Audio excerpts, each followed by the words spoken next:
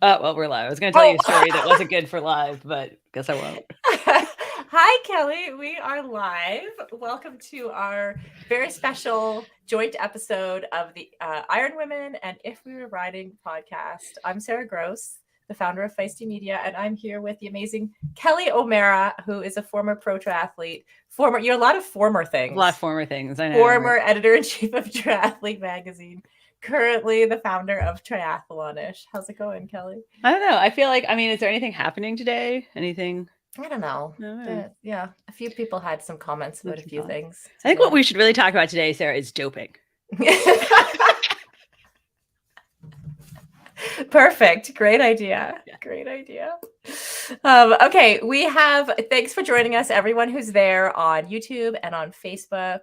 You can, at any time, you can comment and we'll be able to see them here on the live stream if you have comments or questions as we go through. So what we're going to do this evening is a few things. First, we have Andrew Messick, the CEO of IRONMAN, joining us to talk about the news that they dropped today at noon and what it all means, the all-women's Kona, the men's race somewhere else that we don't even know yet. And then after that, we have all of our hosts joining us from the two shows. So we have Sarah True, who is just back from an amazing win at Ironman Arizona and has won 2 races this year. She's also come second in Kona.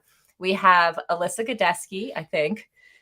she's not here yet. We'll hopefully have Alyssa Godesky, who has been like a longtime supporter of 50 Women to Kona. She's a endurance athlete and coach. And we have Haley Chura, who finished 13th this year in Kona, her best result ever. So we're going to hear from all of them and get all the responses and thoughts from everyone.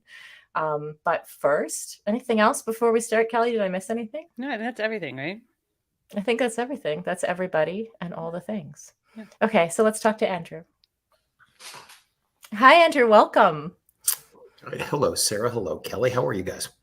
We are good. Yeah, I think we're probably a little less busy than you today. What is something going on? Yeah. How was your day? I mean, it's good to be able to put this out in the public domain and talk about it a little bit. It's been something that's been percolating within the triathlon community ever since we were all together in Hawaii at the beginning of October. But it's good to be in a position where, you know, a lot of the planning stuff is behind us, and we're in a position where we can really start working with our community to help them get ready for what we think is going to be a pretty amazing 2023. Awesome. I guess we should start then with, this has been in the works. Why has this been in the works? Why did this happen? Why go this way? What led us here? Well, I sat down with Sarah in Kona and we had a conversation, and Sarah. Wait, are you blaming me? Yeah, this is Sarah's fault. No, but Sarah said, are we going to have 2 days of Kona in the future? And I said, it depends on the community. And if the community is prepared to tolerate it and welcome us to race twice, then we're committed to it. But I think the reality is, and for a lot of us, who spend a fair amount of time in Kona and who, are, at least fairly dialed into what's going on in the local community, it's clear that the community isn't prepared for us to race 2 days. And it isn't just the Thursday, Saturday. The community isn't prepared for a Saturday. The community isn't prepared for one Saturday in October and another Saturday in April. The community has said, we're prepared to have 1 day of racing on the Big Island a year. Thank you. Mm-hmm. And we're guests there, and we don't have the ability to mandate what the people are prepared to accept. And so, we spent a lot of time with Mayor Mitch Roth and Doug Adams and lots of folks, from the county and from, the communities around Kailua Kona. And it's just clear that it just, we aren't welcome there for 2 days. And so that puts us in, it put us in a tight spot. We'd made 2 promises. We promised that women were going to get their own day, and we promised that everybody was going to race in Kona in 2023. And we can't keep both of those promises. We wish we could. We wish things were different, but the reality is we had to choose whether we were committed to everybody racing together on one day in Kona in 2023, or whether we were going to move forward with what we think is the right answer, which is having a day for men and a day for women. And when you're forced with that choice, sometimes you have to get a little bit creative. I think you said this planning's been going on for a little while, and I think a lot of people in the triathlon community are aware of that. One of the big things that wasn't part of the announcement today was the other half of that, like where the men are. Yeah. And I think that's at least making a lot of people anxious right now. Yeah, and I totally understand that, and I wish I could say more, but what I can say and what we can say is that women aren't racing on Thursday; they're racing on Saturday. Mm-hmm. And men who think they're or who thought they were racing in Kona in 2023 aren't. Mm-hmm. And for those people who've already qualified, we'll find a way to let them either move to the new 2023 venue or defer into 2024. But we can't tell them where, but we can tell them don't make non-refundable airplane and hotel reservations, mm-hmm. because we know that isn't going to happen. And as soon as we're in a position to be able to tell people what is going to happen, we will. But there's still a fair amount of I understand it's an incomplete answer, and I wish it could be different.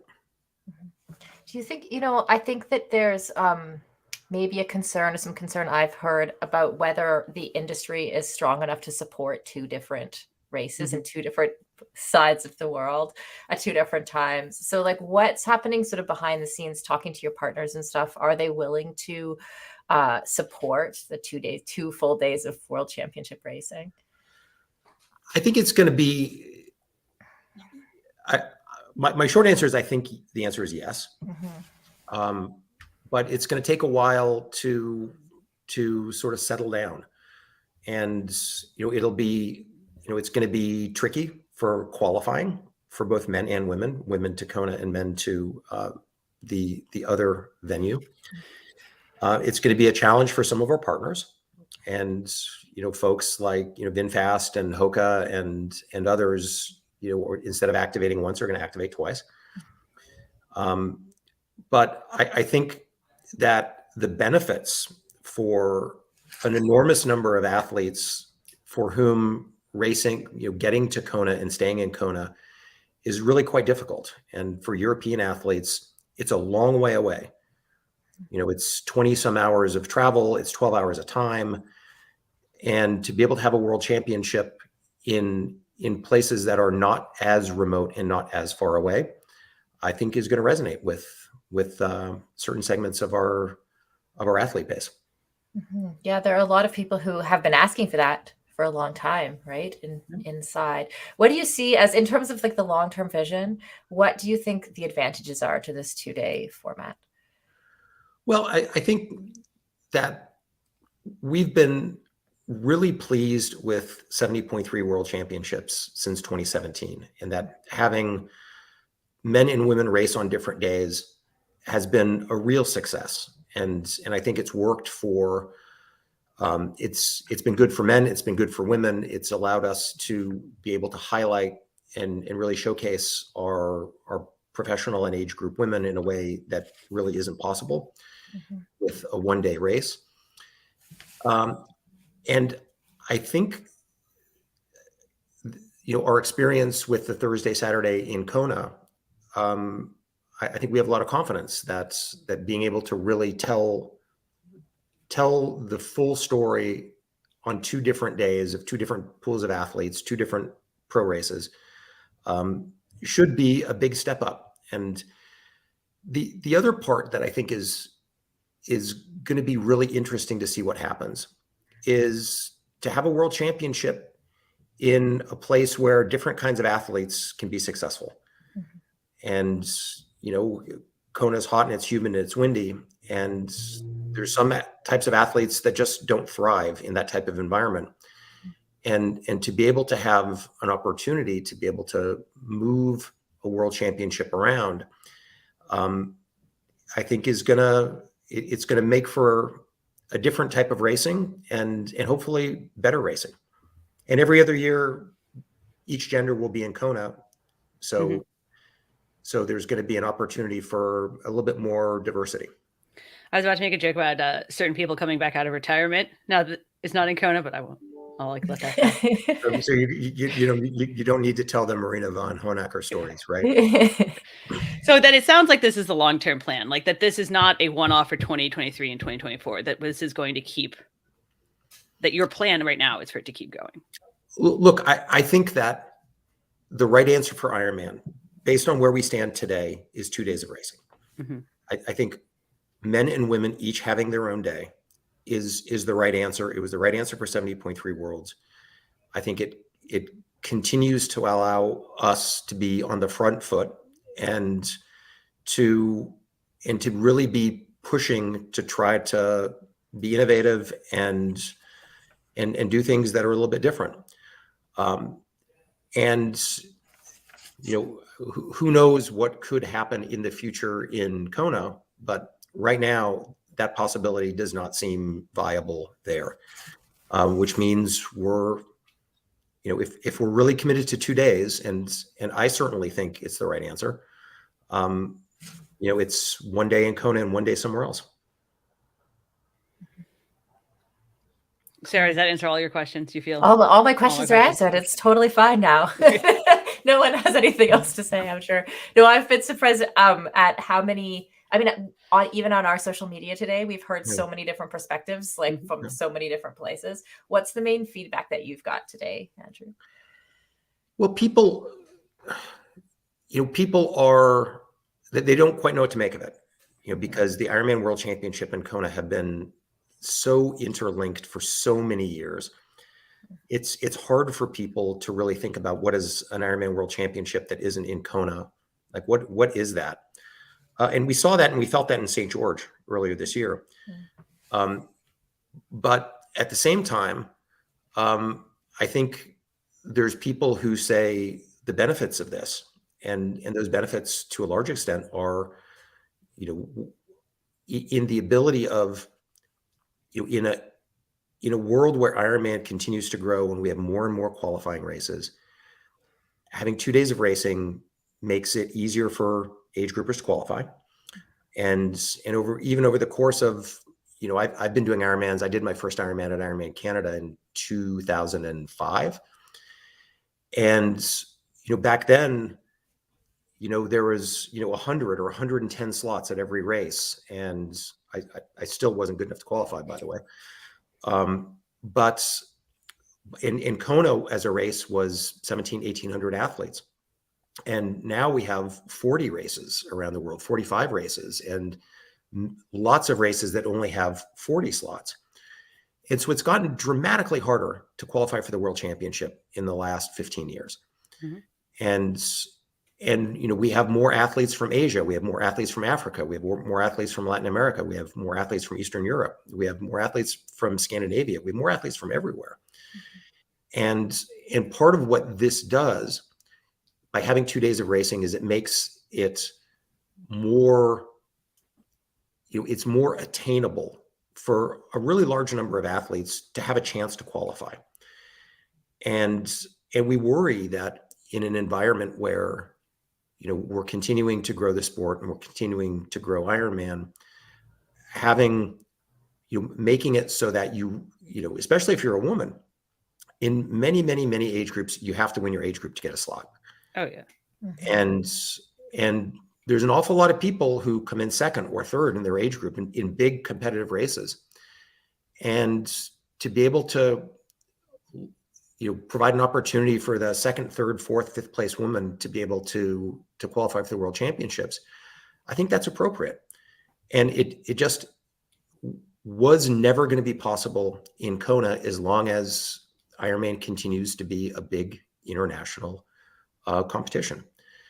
And so I think that's a really good thing. And and I don't want that to get lost in the whole question around men versus women, or, Kona or somewhere else. Yeah.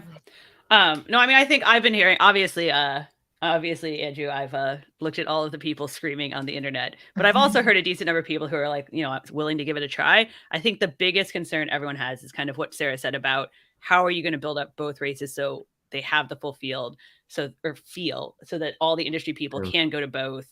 Ironman's going to have to make can't charge double, right? For both, for vendors in both spots, right? Like, we're going to have to help out the community to make sure that this really works. Yeah. Sure. And look, we've got a lot of work to do to think some of those issues through. And we're only at the very beginning stages of saying, we're going to have a women's race in Kona in 2023. What do we want that race to look like? We want it to look awesome. Okay. We're going to make it look awesome. Yeah. Well, but do we still have all of the same side events? Does everything stay the same? Does it change? And just looking at, for example, Expo, I think we want Expo to be different in Kona than from the men's race. I think we want a different blend of vendors. I think Kristen Meyer probably is a lot more interested in Kona than the other place. But we've got a whole bunch of stuff that we need to think through around how we do that. And we want both world championships to feel like world championships. We want them to be extraordinary opportunities and extraordinary experiences for our athletes, but we can't ignore the fact that, one of them is going to be comprised solely of women and one of them is going to be comprised solely of men. And I recognize that the women will bring men and the men will bring women. But at the same time, I think we have some interesting decisions to make around like what we want the look and feel of each of those races to be. And we're just at the beginning of starting to figure that out. Yeah. Yeah. I actually feel kind of bad in case Haley and Sara who are sitting backstage have any questions for Andrew. So why don't we bring them on briefly? And then there's a few questions coming through our live stream just about the qualifying and the slots. Like, has anything changed in terms of qualifying? Yes. So one of the things that we're doing starting this weekend, and we still have 3 more races in 2022. We've got New Zealand, we've got Western Australia, and we have Argentina. So starting immediately, we're decoupling men's and women's slots. Historically, we've had a certain pool of slots. A race will have 40 slots, 50 slots, 60 slots, 70 slots. And so what we're starting to do immediately is there's going to be a certain number of slots for men. There's going to be a certain number of slots for women. And the relative size, if there's more starters at a men's race, that doesn't mean that proportionally there's fewer slots for women. And so we announced what those slot allocations are going to be. That was part of what we put out today for all of the races for the remainder of the 2023 qualifying cycle.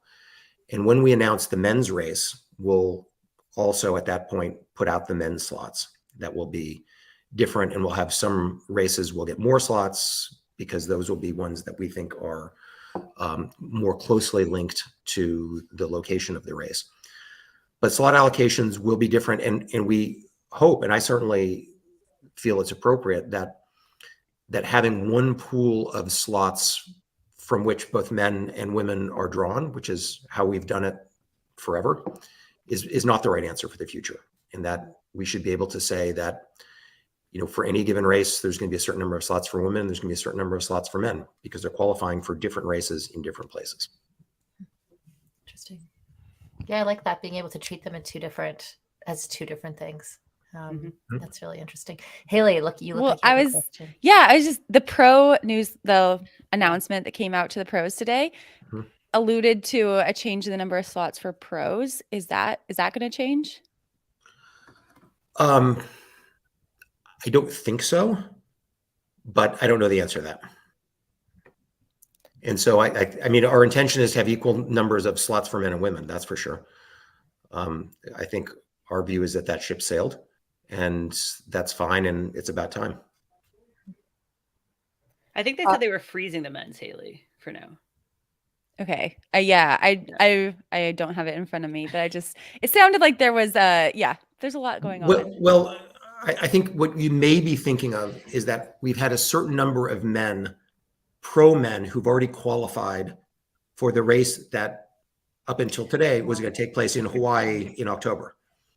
Now that race isn't going to take place in Hawaii in October, and we're working through how we want to handle those qualified athletes.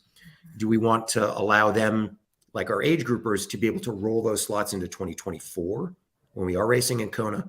Or do we want to switch those athletes to the new venue in 2023 and then have a separate qualifying cycle for our pro athletes who are going to be racing in 2024 in Kona on the men's side?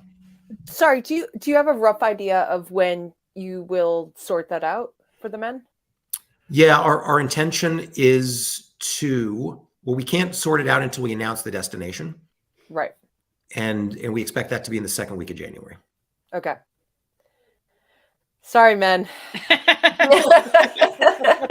Just keep trading. You know, do your thing. Very important question. Underpants run. Right. It's still going to happen both locations. Well, you tell me. You tell me whether the underpants run in a women's only race is appropriate or inappropriate. I mean, it'll be fun, but man, it'll get weird real fast if the weird guys come out. Yeah. Oh yeah. Oh, Yeah, I've never done it, so don't ask me. Well, there was a weirdo following Sarah around this year, so with a camera. It wasn't one of ours, was it? No. Good. No, I mean those are some interesting things. I was thinking about whether that's like a very good idea or a very bad idea, or whether I should just duck it altogether. Just let the women decide. Yeah, it'll be fine. I feel like yeah. Except for you bring up a good point. There is a potential for some creeps, but otherwise it would be a fun experience. I think the traditions in Kona should stay the traditions in Kona. Yeah. And like Kelly said, for a minute there, I was like, Sarah, me, some creep, but there was a creep already this year, even when we had a co-ed underpants run, just like following our butts running down the road. Like that shit happens already, so why not? Let's keep it for sure. Oh, we have people in the comments are voting yes. Yeah, so there you go. Underpants run. We've got that one decided. So let us know what the answer to your highly scientific poll is. Do you need us to sort anything else out for you, Andrew? We know you've had a hard few weeks here.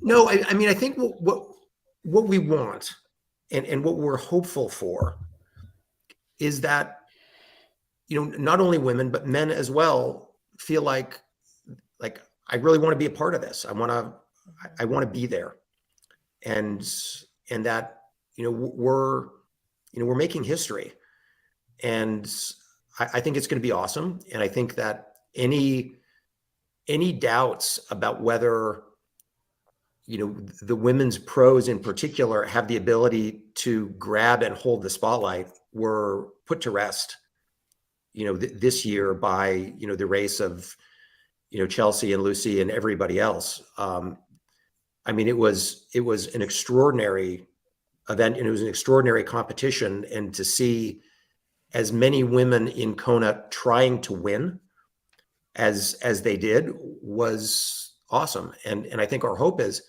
in 2023, it's even better.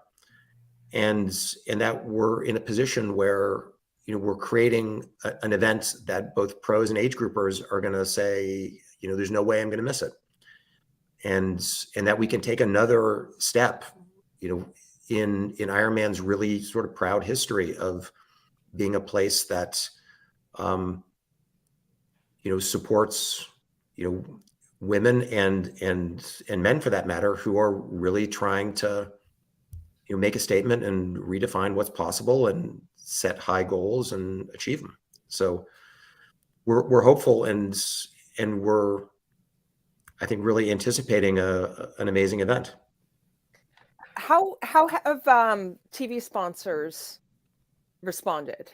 Because obviously you have partnerships with NBC, and now all of a sudden And I'm guessing internationally there's coverage as well, and you have partners with them. Yeah, so we were, you know, live on Peacock. We were live on Facebook. We were live on ARD in Germany. We were live on L'Equipe TV in France. All of our broadcast partners are super excited and are looking forward to 2 different windows of racing. And so it's better to have 2 distinct weekends as opposed to the Thursday, Saturday mix that we had this year. And so I think this will be better, and we'll have, I think, a great opportunity to be able to have a better broadcast and better support from our media partners. How much is trying to figure out the broadcast window influencing where the men's championship, well, the alternate venue will be, and when that's going to take place? Yeah, I mean, like for races that last 7 or 8 hours, it's not so much like a window. A broadcast window is like a broadcast barn door. It's our partners in general, especially the streamers, have the ability to handle us and to be able to broadcast the race sort of irrespective of when it is. I think their ability to put promotional support behind it, I think, is a function of where it is, and our expectation is that the place that we announce for the men's race will be one that is very positively received, and one that resonates with sort of who we are and where we've been and our history and all of that. So I think that we'll be in a really good position to be able to not just broadcast the events, but get promotion and turn them into a big story in the markets that we really care about. We care about all the markets. That's what made me laugh. So. Cool. Okay, so I think we promised Andrew 10 minutes, and we're at 27. So thank you so much for being here, and maybe we'll pull you back in a minute if you do stay backstage. If anyone from the Peanut Gallery has any questions for Andrew, definitely put them in the chat. We do see your questions. I definitely will ask questions that if they relate to quite a lot of people, I will definitely ask those questions. So let's send Andrew backstage. I want to hear what people really think. I feel like Haley, I feel like you were waiting. I can just see you waiting. Oh, well, I'm super psyched. I think I don't know. I just think I love unique races, and I think that the idea of an all women's Kona, like, let's see how it goes. I just think that sounds like a cool thing to try. And so I think it definitely got me thinking. I'm like, oh goodness, I need to figure out how I qualify. so that was my initial reaction. Yeah, it was so cool this year, right? Like, I think we all had that sense of like, we had goosebumps, there were tears. We loved watching Chelsea cross the finish line. Like, I think we kind of had that sense that like something really special is happening, and the idea of kind of taking that away was kind of, or like having to go back or take a back step on that was kind of, it was a little bit painful. So I personally prefer the solution, although I do know there are problems. And I know, like, Sarah, when you and I talked a couple days ago about this, you were like, well, not sure. Like, what was your gut reaction, Sarah? Okay, ultimately this is a business, right? And you can't go from the 2-day format to the 1-day format because you promised a lot of people spots already, and they've already qualified. Yeah. Yeah. So you can't put that genie back in the bottle. So when Kona says we can only do 1 day, like, obviously the only solution is either you move Kona altogether, like World Championships is going to go someplace else. You're no longer on the islands, or they come up with the solution they did. Mm-hmm. The problem is so much of the brand value is caught up in Kona. Right. So you can't just move World Championship. You have to retain some connection to the most iconic, ultra endurance race in the world, and that location. So this is the solution. Like you can make it look all pretty, and like I think don't get me wrong, there are absolutely some positives, but this comes down to a financial decision for them. The problem that I see is that a lot of the costs are going to be passed on to industry and media. So I do have concerns, like triathlon media is pretty small. How are they going to be able to fund teams to go cover both races? How are you going to have the marketing budgets for a lot of the endemic sponsors? How can you stretch for 2 world championships? So all of a sudden, these companies are going to have to make some really big decisions. And like, there's going to be growing pains, obviously. Like 4 years from now, once this has been established, nobody's going to think twice about it. But I just think there's a lot to figure out. But from a business decision, it makes total sense for Ironman. Like, and honestly, people get really caught up in their race experience.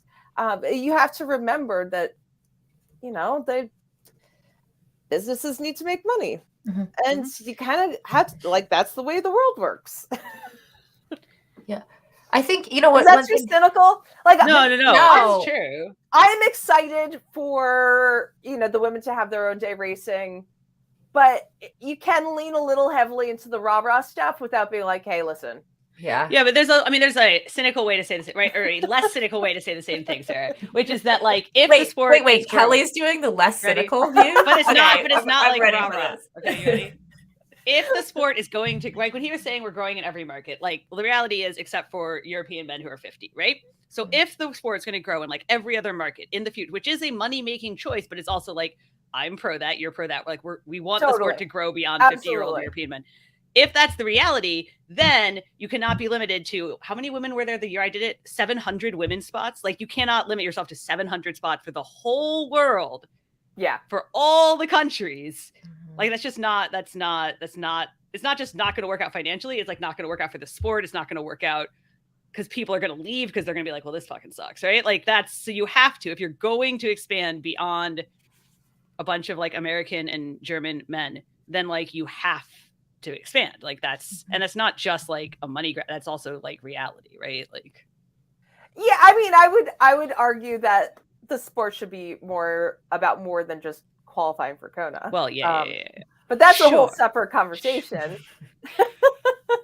I mean, I would like to think that the sport can grow in a lot of different ways for a lot of different groups of people, not just the people who want to go to a world championship. But like, why do you do Ironman instead of Challenge Roth? Or swim run. Right. Instead of swim run. Gravel triathlon. Why do you, right. But you do Ironman instead of the equivalent Iron Distance event because of the Kona spot. And because they put on good races and it's a very consistent product. You know what you're getting. Like they're will run. Yeah, but you remove Kona and all of a sudden that carrot that's there for so many people. It's a world championship. People will always go to world championships, but they had to stay on the island in some form, and this is a good one. This is a good compromise. This is like weaning the 50-year-old men off their Kona addiction. It's like, see, guys, it's still important, but it's just not as important. We can do other things. See, and we will see fewer of them in their Speedos riding around on Ali'i. See, there's so many advantages. I mean.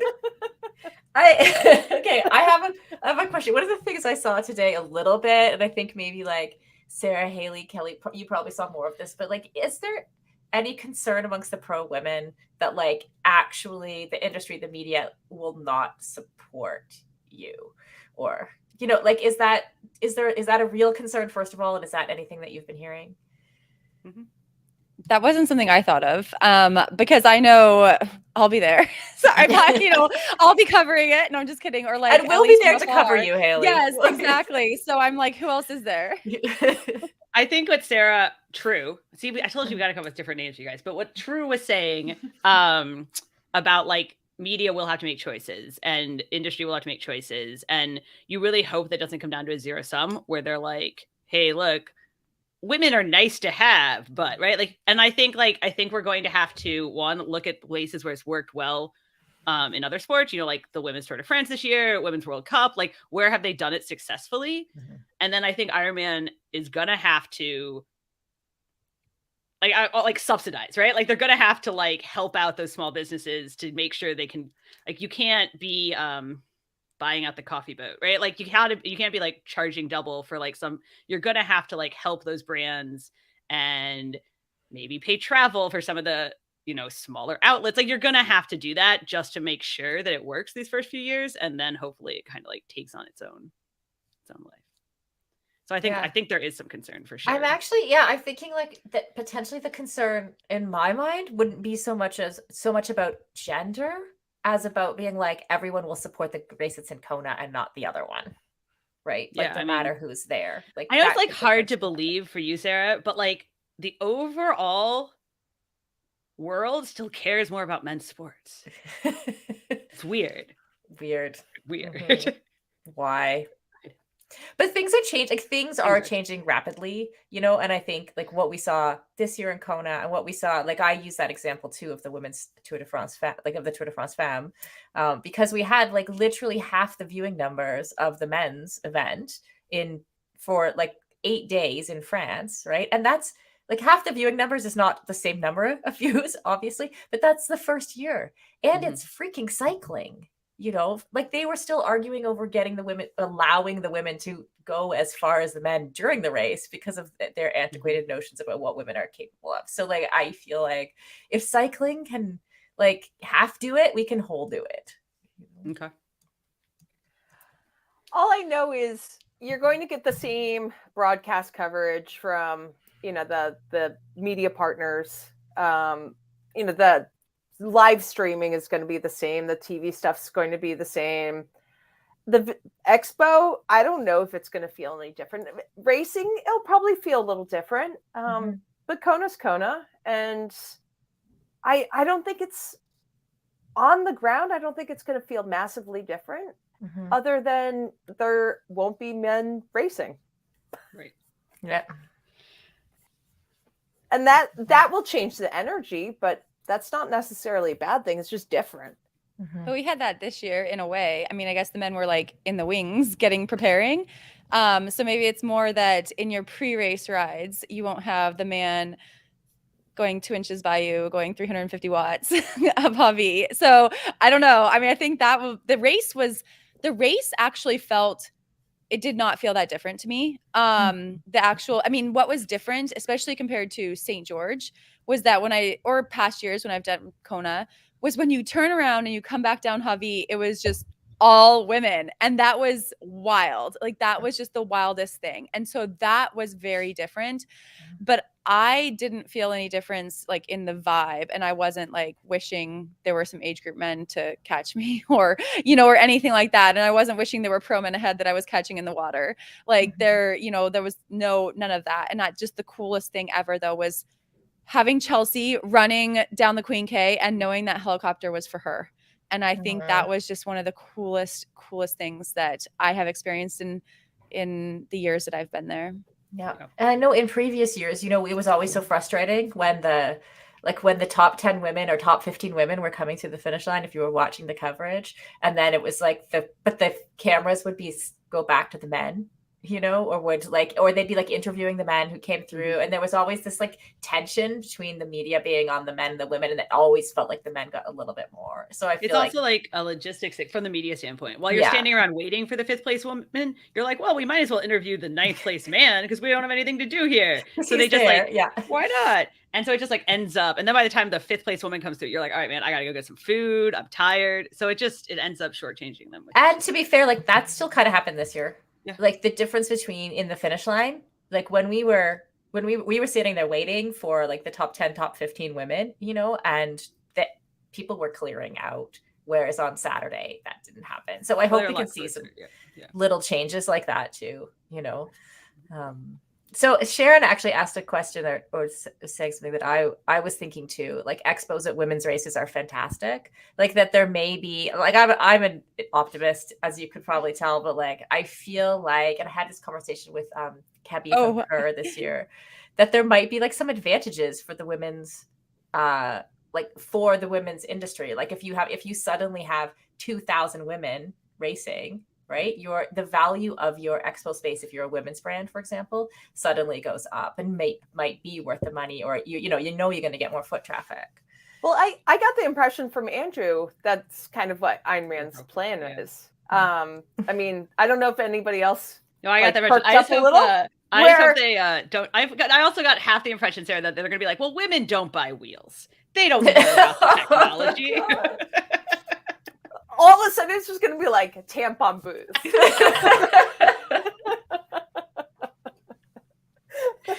Oh, that'll be unfortunate. Oh, yeah. The men's spa day while women are riding. That's what Sharon said.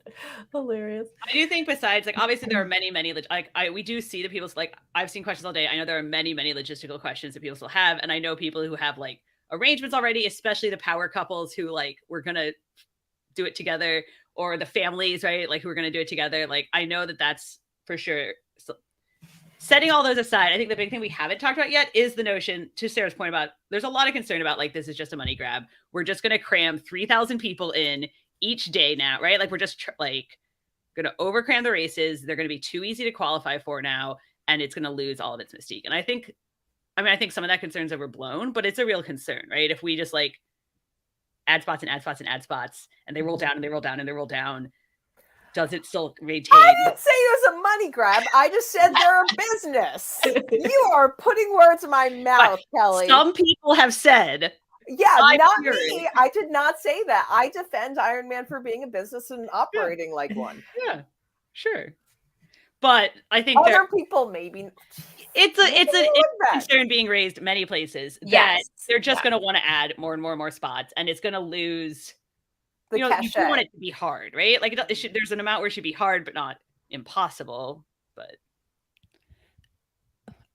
I think, do we want more barriers to entry though? I mean, don't women already have enough? Mm-hmm. Like, do we need to make the barriers higher? I mean, in my 13th place finish, I was not like, oh my gosh, the 700th place finisher really took away my limelight. You know, like that was not a thought that came through my head. And I think, I mean, do you think that about the New York City Marathon?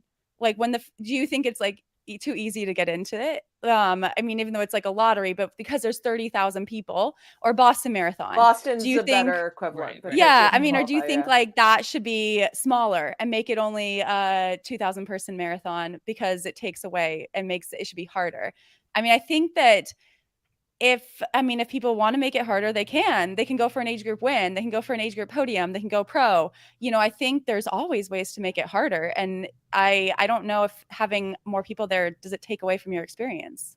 I don't think it takes away from your experience. And I certainly am not like overly concerned about how far things roll down. I think to Sarah's point about being a business though, I mean, I think this isn't just True's point. Many people's point about being a business is that it's a self-declared world championship, right? It's not like it's not a governing body. It's like a private company is like, this is the world. And so it's only the world championship because we all agree that the best people go. And so as long as you're still getting the best people, then we're good, right? Like then everyone will still be like, well, this is a worthwhile. But if we aren't getting the best people, or they decide not to, that's when it starts to be like, well, is this really a world championship? Mm-hmm. But are you getting the best people? I mean, I don't know. If right? I mean, as Andrew said, like if it's only the first place woman all the time, then that's not right. I mean, the second place woman at one race, and then maybe she can't afford to go to another race. And so I don't think you're always getting the best people. Right now? No. But then like, I think there's a concern finding a middle, like an in-between. Getting the best-ish people who can afford to go to Kona.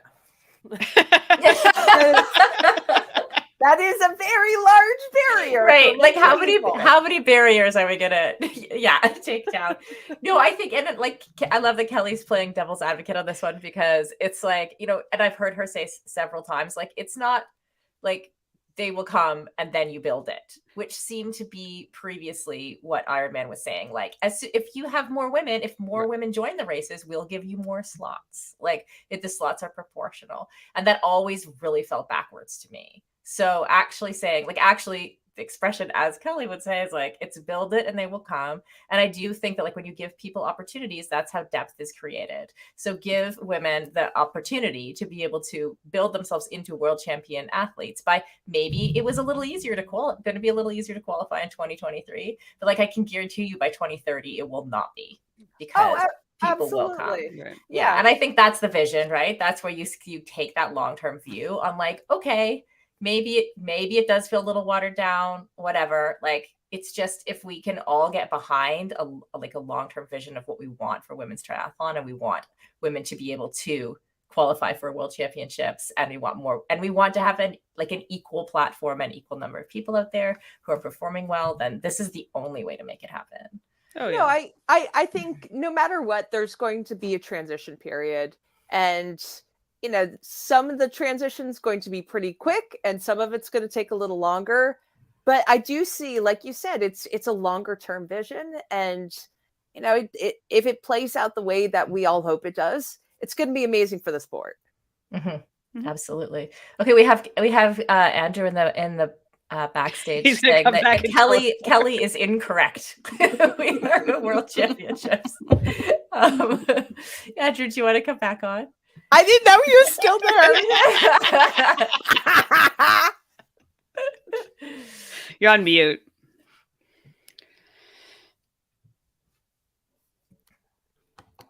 I'm still there, just listening. No, I mean, but I want to just follow up with what Kelly said. We're a real world championship. We are recognized by the ITU, and we went through a series of, prior to my time, very difficult, very contentious period with what was then the ITU that ended up in a lawsuit, the resolution of which was that the ITU, and by extension, the IOC, recognized the Ironman World Championship as a legitimate world championship. 70.3 worlds also. They're legitimate, recognized world championships. Now, typically, the right to host a world championship is held by the international federation of that sport. So that would be FIFA for football, or FIBA for basketball, or World Athletics, or World Triathlon. However, because the Ironman World Championship predates the existence of the ITU, there was an Ironman World Championship before the ITU existed. The Ironman World Championship is recognized as a legitimate world championship, as is 70.3 worlds. So it's not just something that like we dreamed up and just grabbed. It's something we fought for in court and have a fully educated settlement with our friends at World Triathlon. Wow. Huh. I did not know that. No. I learned that too. I just learned that too. Haley, did you know that? No, I didn't know that. No, I'm glad I did though. Thank I you, feel like Andrew. that's a great party fact to know. Fact, yeah. But people don't represent their countries. This is we could change everything again, guys. And you have to qualify. But this is part of what sort of makes us unique, is that in most sports, the International Federation determines the process by which athletes qualify for the World Championships. And that it is a federation-based approach, and there's a certain number of like slots. I mean, and Sarah would know better than most about how it works in short course triathlon. But if you look at a whole bunch of different sports, there's a whole process that's federation-driven about who's able to compete in World Championships. Part of what makes us different and unique is that we determine, at our sole discretion, the mechanism by which athletes qualify for our recognized world championships.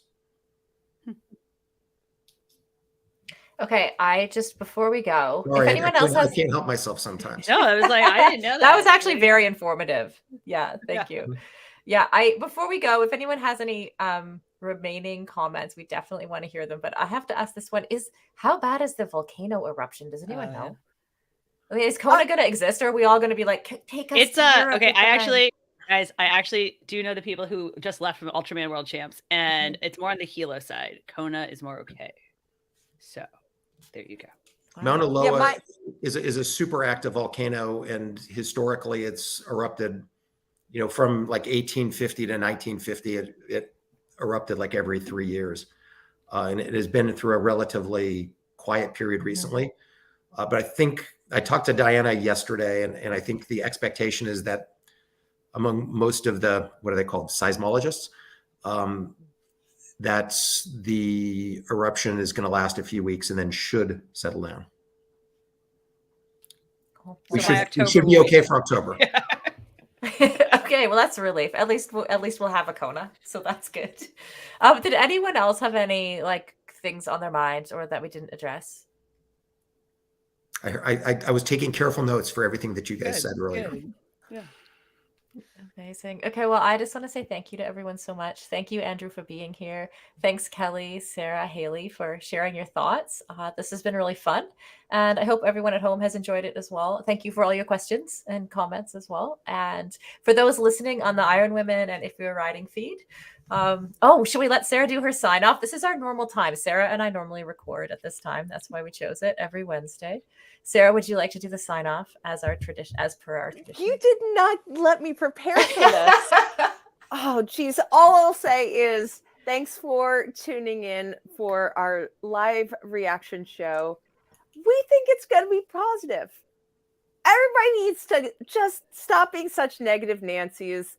Get on board. Racing's awesome. And since I haven't taken a shower since Ironman Arizona, I'm going to go do that.